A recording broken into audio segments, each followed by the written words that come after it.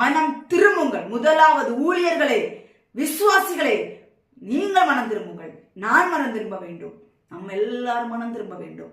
மனம் திரும்பி ஒரே இடத்துல இருந்து ஜெபிச்சா ஜெபத்தை கர்த்தர் கேட்பார். ஒரு மனதோடு நம்ம அங்கிருந்து ஜெபிக்கலாம். ஆனா நமக்குள்ள ஒரு மனம், பாவத்தை கண்டா வெறுக்கக்கூடிய ஒரு மனம், அசுத்தத்தை கண்டா வெறுக்கக்கூடிய ஒரு மனம்.